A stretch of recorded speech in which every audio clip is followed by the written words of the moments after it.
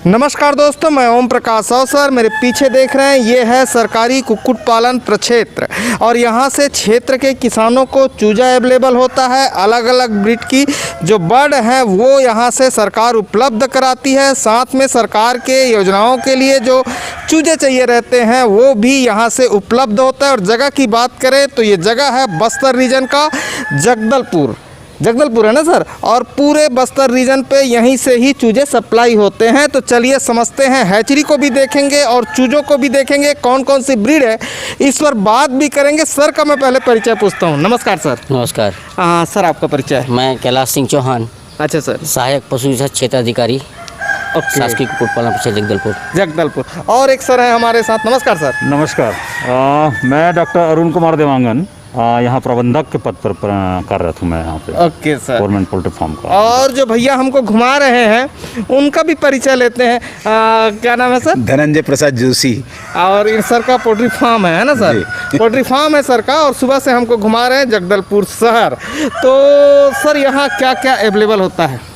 हमारे पास कलिंगा ब्राउन एक प्रजाति का नाम है, उसके बाद ब्लैक रॉक, उसके बाद बटेर और मल्टी कलर बॉयलर चिक्स हमारे पास उपलब्ध होते हैं। इसकी कड़कनाथ का भी है हमारे पास। 500 कड़कनाथ है हमारे पास। अच्छा।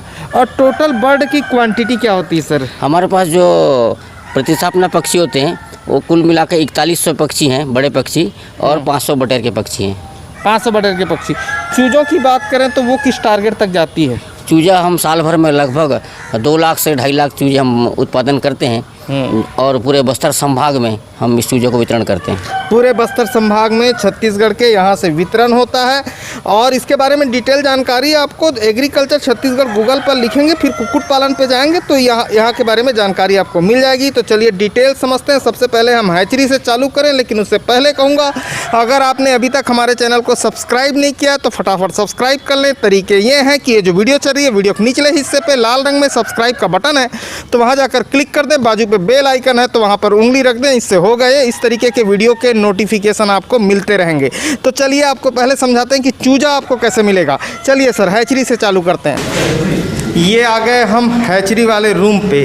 अब आपको हैचरी दिखाते हैं सबसे पहले, ठीक है? तो सर इसमें क्या क्या है, कितनी अंडों की इसकी कैपेसिटी है? ये हैचरी है, इसमें 2 पार्ट होते हैं, एक होता है सेटर, एक होता है हैचर। अच्छा। सेटर के अंदर क्या होते हैं, पूरे अंडे सेट होते हैं। हाँ। और लगातार 18 दिन तक इसमें अंडे सेट किए जाते हैं, जिसका टेम्परेचर लगभग 99.9 डिग्री, जो ग्रीन कलर में आपको दिख रहा है, फ़ारेनहाइट में रहता है। हाँ। और उसमें जो आर्द्रता या पानी वो 85 लगभग होना चाहिए। 18 दिन तक अंडे को यहाँ पर सेट रखने के बाद सेटिंग में फिर हैचर में ट्रांसफ़र करते हैं। अच्छा। इसमें हमारी मशीन की कैपेसिटी है 13,500 अंडे प्रति मशीन। अच्छा। इस तरह से हमारे पास 4 मशीन है, तो 2 मशीनों का है। यदि सेटर की बात करें तो 27,000 अंडे का कैपेसिटी है, और हैचर में 20,000 बच्चे एक साथ निकाले जा सकते हैं 21 दिन में। अच्छा सर, ये खोल सकते हैं क्या? अभी जैसे हम इसको खोलेंगे आप देखेंगे कि इसका टेम्परेचर हल्का सा कम हो जाता है। क्यों? क्योंकि इसके अंदर हवा जाएगी और गर्मी कम हो जाती है। अच्छा। आप शूट कर रहे हैं, इसमें ये अंडे लगे हुए हैं इसके अंदर। ये अंडे इस तरह रहते हैं और ये 90 डिग्री में हमेशा एंगल में टर्न होता है। अभी जैसे नीचे 45 डिग्री पे, फिर सेंटर पे आ जाएगा, उसके बाद उस तरफ जाएगा। इसमें कौन सी नस्ल के अंडे हैं? इसमें अभी RIR के कलिंगा ब्राउन के अंडे हैं, ब्लैक रॉक के अंडे हैं। अच्छा। और मल्टी कलर के। अच्छा, ठीक ठीक ठीक। आपने देखा जैसे टेम्परेचर डाउन हुआ इस तरह से। यदि इसमें लाइट भी कूल हो गई, यदि इसको हम ढक्कन को नहीं खोलते हैं 2 घंटे तक टेम्परेचर बराबर मेंटेन रहेगा। 1 से या 2 डिग्री कम हो सकता है बस, उससे ज़्यादा कम नहीं होगा। बच्चे इसमें भी निकल सकते हैं, लेकिन क्या होता है इसके अंदर ट्रे लगी हुई है, यदि बच्चे इसमें निकलेंगे नीचे गिरेंगे तो बच्चे मर जाएंगे। इसीलिए इसको हैचर को बनाया गया है। Okay sir. दोनों मशीन एक ही काम करती है।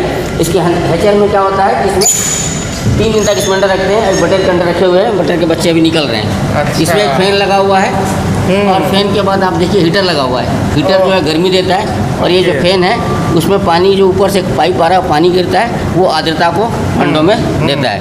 अच्छा। इस तरीके से बच्चे इसमें निकलते हैं। अच्छा, इसको इस तरीके से मैनेज करके चलते हैं ना? ठीक है। पंखा मैनेज कर रहा है, ठीक। तो इसका टेम्परेचर भी सर वही इसका टेम्परेचर वही रहेगा। हाँ। है ना? हाँ। लेकिन होता क्या है कि गर्मियों के दिन में जब नमी कम हो जाती है, तो हमको अधिक आर्द्रता देने के लिए हमको उसकी आर्द्रता को बढ़ाना पड़ता है। अच्छा। तो 88 डिग्री तक आर्द्रता, डिग्री फ़ारेनहाइट तक आर्द्रता ले जाएंगे, अभी 85 रहेगा, क्योंकि अभी मौसम में नमी है, इसलिए आर्द्रता 85 ही रहेगी अभी। अच्छा सर, मुझे एक चीज़ और समझाइए, बटेर का चूजा कितने दिन हैचरी पे रखते हैं और कितने दिन इसमें रखते हैं? देखिए, बटेर का जो चूजा है कुल मिलाकर 18, बटेर का जो अंडा से चूजे निकलने की प्रक्रिया है वो लगभग 18 दिन की प्रक्रिया है। अच्छा। हम 14 दिन तक वहाँ रखते हैं, उसके बाद 4 दिन हैचर में रखते हैं। अच्छा। टोटल 18 दिन निकलता है। इसी तरह मुर्गी के अंडे के लिए हम 21 दिन में हमारा हैचिंग होती है अंडों से, 18 दिन वहाँ रखते हैं और 3 दिन फिर यहाँ रखते हैं। अच्छा, ठीक है। और बॉयलर का सर? सभी का, बॉयलर का वही है, सिर्फ बतख का 28 दिन रखा जाता है। बतख का 28 दिन रखा था। और बतख है क्या सर अभी? हाँ नहीं, हमारे पास बतख नहीं है, हमारे पास सिर्फ कुक्कुट पोल्ट्री। जब बतख होती है तो ये कर सकते हैं। जैसे बिलासपुर में हमारे सास की बतख फार्म है, तो वहाँ पे बतख का हैचिंग होता है। ओके, ठीक है सर। तो ये भी एक सेक्शन है? ये भी एक सेक्शन है, ये भी एक सेक्शन है। दोनों भी अंडे शिफ्ट है, इसमें भी अंडे शिफ्ट है। दोनों में अंडे शिफ्ट है। ये चूजे वाला रूम है, ठीक। इसमें क्या क्या चूजा है सर? इसमें ये मिक्स्ड है अभी। इसमें जो RIR का बच्चा है, हाँ सर, मल्टी कलर ब्रायलर का बच्चा है, हाँ, कलिंगा ब्राउन का बच्चा है। अच्छा। ये तीनों बच्चे यहाँ पे मिक्स है। अच्छा। क्योंकि हैचरी में हम अंडे को एक साथ रखते हैं, हाँ, इसलिए उनके जो बच्चे निकलते हैं वो मिक्स निकलते हैं। अच्छा। पर इसमें जो काले रंग का दिख रहा है वो ब्लैक रॉक का बच्चा है। थोड़े ब्राउनिश वाइटिश जो दिख रहे हैं वो कलिंगा ब्राउन के बच्चे हैं, और जो मिक्स टाइप के दिख रहे हैं वो जो है मिक्स कलर्ड बॉयलर के बच्चे होते हैं। अच्छा, ये बच्चे होते हैं। इसके अलावा कड़कनाथ का हम स्पेशली जो प्रिफिक्स रखते हैं, ये जो प्योर दिख रहे हैं ये कड़कनाथ के बच्चे हैं। अच्छा, ये दोनों कड़कनाथ के बच्चे। ओके। चूँकि हमारे फार्म में 4 प्रकार के ब्रीड है, जैसे कि पहले हमारे पूर्व हमारे अधिकारी ने बताया, 4 प्रकार के ब्रीड है। RIR, Kalinga brown, Kadaknath and coloured broiler. हाँ, ये 4 प्रकार के ब्रीड है, उसके ही बच्चे निकलते हैं। इसके अलावा बटेर है। अच्छा सर, जो हमारे पास बटेर का बच्चा उपलब्ध होता है। अच्छा। तो इसको बाद में अलग अलग करते हैं सर कि ऐसे ही दे देते हैं? अलग अलग करते हैं। ये 15 दिन का बच्चा है। हाँ, ये उससे 6 दिन कम का बच्चा है ये। हाँ, ऐसे करके हर 6वें दिन में 7वें दिन में जो है एक हैच निकलता है। अच्छा। और उसको फिर जो शेड्यूल्ड होता है, पालने के जो तरीके होते हैं उसके नाम्स के हिसाब से उसको पाला जाता है। 28 दिन की उम्र होने के बाद शासन की जो योजनाएं हैं उसके तहत इसको वितरित किया जाता है अलग अलग संभाग के अलग अलग जिलों में। 28 दिन आप अपने पास रखते हैं? 28 दिन हमारे पास रहता है। 28 दिन के पश्चात हम इसको जो है शासन की योजनाओं में बांट देते हैं। अच्छा। और 28 दिन में जो फार्म में जब रहता है तो पहले दिन हम मेरेक्स का टीका लगाते हैं, 6वें से 7वें दिन में F1 का टीका लगाते हैं, और 14वें 15वें दिन में गम्बोरो नामक बीमारी होती है उसका टीका लगाते हैं। तो 3 टीके हम लगाते हैं अपने फार्म में। इसके 21वें दिन में लसोटा को रिपीट करते हैं। इसके पश्चात जो है इसको फार्म में वितरित करते हैं। अच्छा, तो जो भी करते हैं इस तरीके से टीके लगा सकते हैं? इस तरीके से टीके लगा। मान लो किसी के घर हैचिंग हो रही है, हाँ, तो इस तरीके से टीके आप लगाएं जिस तरीके से आपने बताया है। जी जी। पहले दिन मेरेक्स का टीका लगता है। हाँ, पैर में लंगड़ाहट होती है जिसका, उसका लगता है। 6वें दिन में जो रानीखेत अपन जो बोलते हैं, जो चूजों में जो लगता है, झुमरी बीमारी जिसको बोलते हैं अपन गाँव में, उनका टीका लगता है प्रारंभिक चूजों में। फिर 14वें दिन जो है गम्बोरो करके होता है, उनका टीका लगता है। फिर 21वें दिन वही रानीखेत की टीका जो है उसका रिपीट होता है, लसोटा उसमें जो है।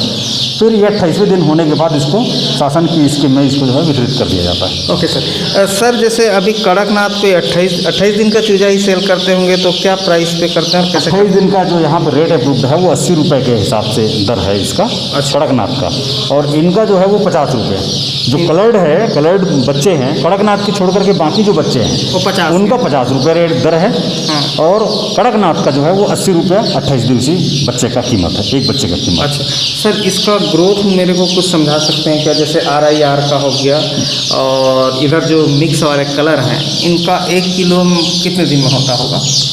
ये 1 किलो जो है लगभग 3 महीने के आसपास जब हम इसको अच्छी प्रॉपर फीडिंग, प्रॉपर उसकी डिवर्मिंग, प्रॉपर वैक्सीनेशन जो नाम्स के हिसाब से जब हम पालेंगे तो 3 महीने के आसपास जो है 2.5 से 3 महीने के आसपास 1 किलो का ये जो है वज़न का हो जाता है। क्योंकि फार्म जो है वो वज़न बढ़ाने का नहीं है, ब्रीडिंग पर्पस पे है, इसलिए हमारा फोकस वज़न ना बढ़ा करके आप ब्रीडिंग की कैपेसिटी कैसे बढ़े उस पर फोकस करना होता है। Okay sir. नहीं, मैं एक फार्मर के नज़रिए से पूछ रहा हूँ कि उस फार्मर के काम आ सके।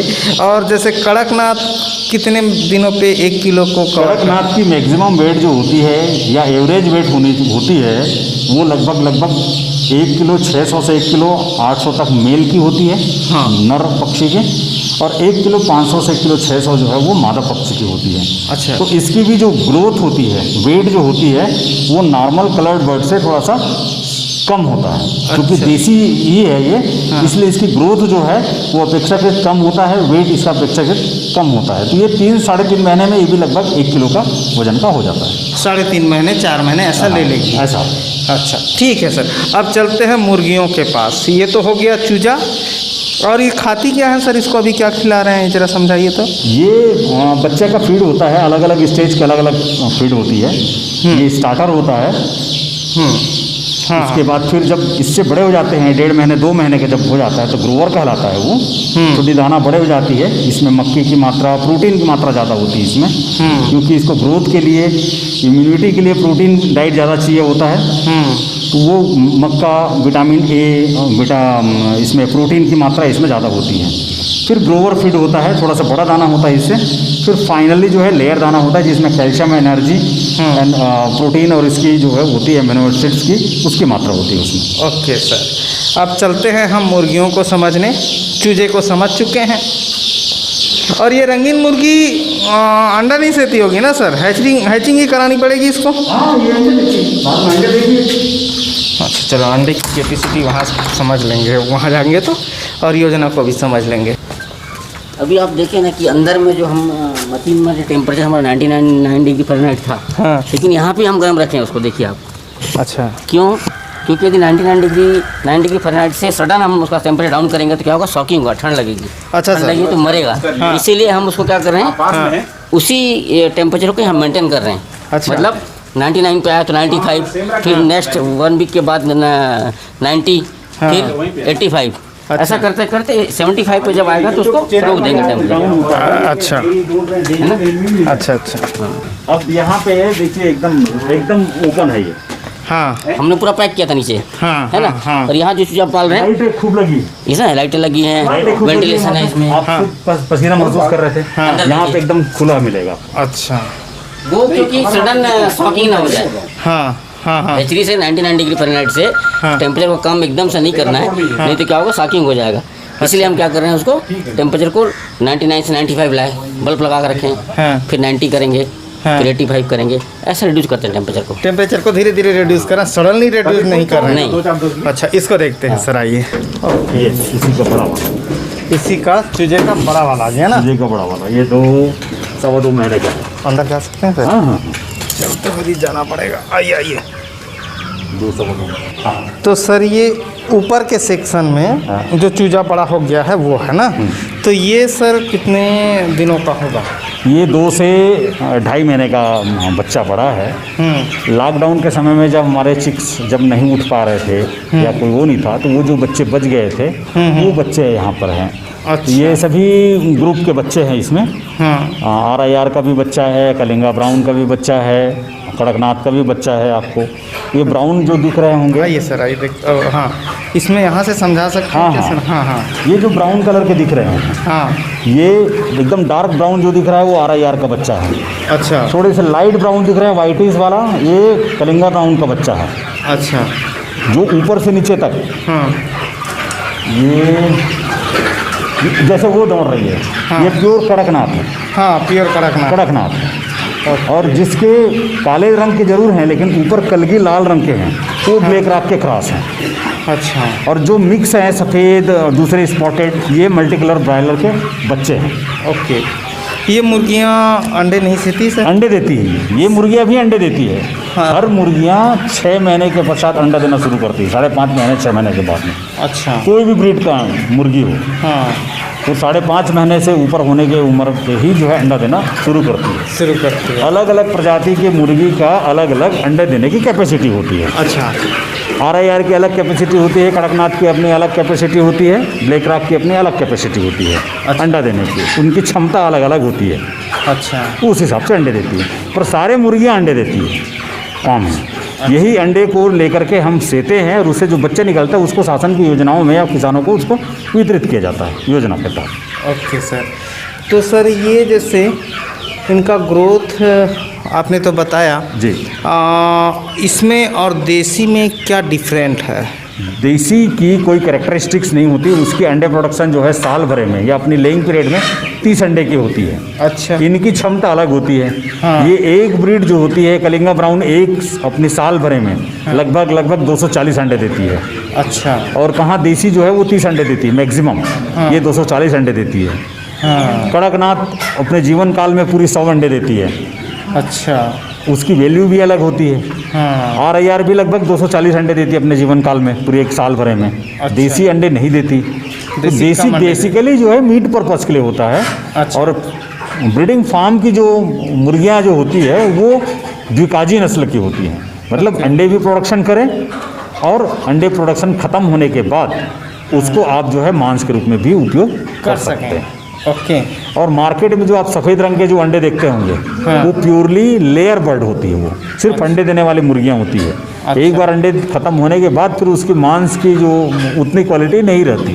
ओके। ये द्विकाजी हैं? ये द्विकाजी नस्ल के ब्रीड होते हैं। ब्रीड होते हैं। और इनके जो अंडे होते हैं वो ब्राउन कलर के होते हैं। तो सर कोई इतना बड़ा भी खरीदता है तो उसको बेच देते हैं कि नहीं बेचते हैं, कि चूजा ही देते हैं? चूजा ही देते हैं, ये- इतना बड़ा तो रहता ही नहीं हमारे पास। अच्छा। पालने की योजना ही नहीं है हमारे पास। वो बाय द वे बच गए। बाई दवे बच गए तो ये हमारा पेरेंट का काम आ जाता है, ये हम पालते नहीं हैं। हमारा 28 दिन तक करने के बाद वो 28 दिन के बाद सप्लाई हो जाता है। अच्छा, ठीक। अब जब बड़े हो जाएंगे इससे नीचे चलिए अब और इससे बड़े हैं, नीचे चलते हैं। ये अभी ग्रोवर कहलाता है ये। अच्छा। अब ये पूरी वेंटिलेशन है। अच्छा। ठीक। 3 चरण होते हैं बच्चों के। हाँ। एक जब अंडा निकलता है तब, हाँ। अंडे से बच्चा निकलता है तब, हाँ। वो 28 दिन तक का। हाँ। 28 दिन के बाद वो ग्रोवर रूम में शिफ्ट हो जाता है, अच्छा। जिसमें आधी वेंटिलेशन आधी कवर्ड हाँ। लाइट होती है। हाँ। और उसके बाद फिर लेयर, ये अंडे देने की स्थिति है। अंडे देने की स्थिति पे हाँ, आ ये अंडे गई। दे रही है ना? दे रही है। ये अंडे दे रही है, मैं अभी दिखा रहा हूँ सामने तरफ से। और ये बिल्कुल खुला रहेगा ये, अच्छा। कोई इसमें ढकना ढुकने का कोई प्रश्न ही नहीं है, ठंड हो बरसात हो कुछ भी हो, अच्छा। है ना? अभी सामने दिखा रहा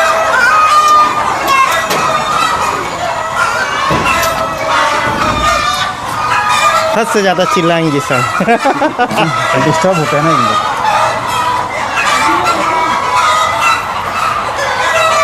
शेड्यूल में इनको छेड़ोगे तो ये प्रोडक्शन कम कर देती है। अच्छा।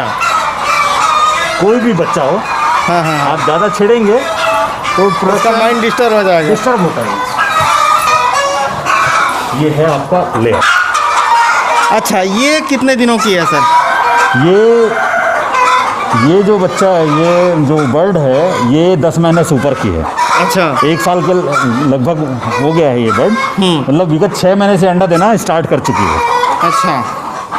कोई भी प्रजाति की मुर्गियां हों, 5.5 महीने के उम्र के पश्चात अंडा देना प्रारंभ करती है। अच्छा। इसको अंडा देते लगभग 6 महीने के आसपास का उम्र का हो गया है। अच्छा। तो इसकी उम्र लगभग 1 साल की है। अच्छा जी।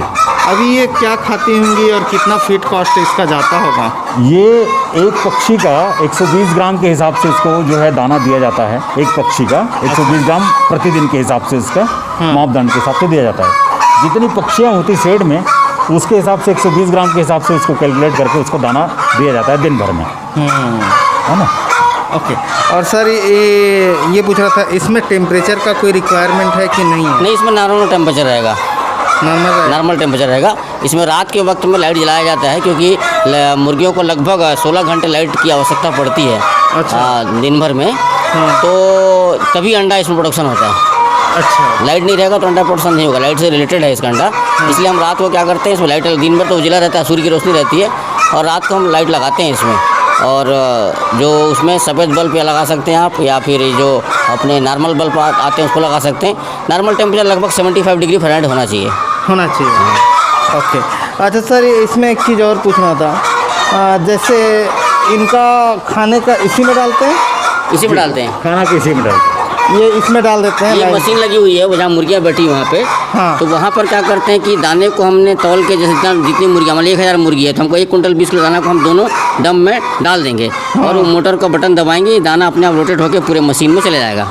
अच्छा, और इसमें फैन का क्या यूज़ है सर? सामने फैन दिख रहा है। फैन ये है कि यदि मान लो गर्मियों में बहुत ज़्यादा गर्मी हो जाती है, टेम्परेचर बढ़ जाता है, क्योंकि एस्बेस्टस की सीट है, टेम्परेचर बढ़ जाता है, तो हम क्या करते हैं, एग्जॉस्ट फैन का काम करता है, उनको चालू कर देते हैं, तो उससे गर्म हवा बाहर निकल जाती है। अच्छा, अब सर मुझे एक चीज़ और जानिए, छत्तीसगढ़ की कौन कौन सी योजनाएं हैं जिसको सरकारी जो हैचरी है वो फुलफिल करती है?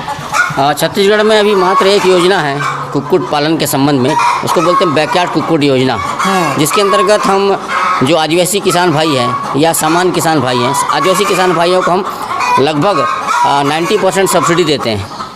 एसटी और एससी को 90%? ST हाँ। और जनरल को हम उसको 75% उसको सब्सिडी देते हैं। ओके तो सर। 3000 की योजना में हम 28 दिन के 45 चूजे प्रोवाइड करते हैं, जिसकी कीमत होती है 2250 रुपये प्रति चूजा, 50 रुपये के हिसाब से, और 450 रुपये का उसको दाना देते हैं, और 300 रुपये का ट्रांसपोर्टिंग जो होता है, परिवहन चार्ज होता है, उसको हम उसके घर तक पहुंचा कर देते हैं।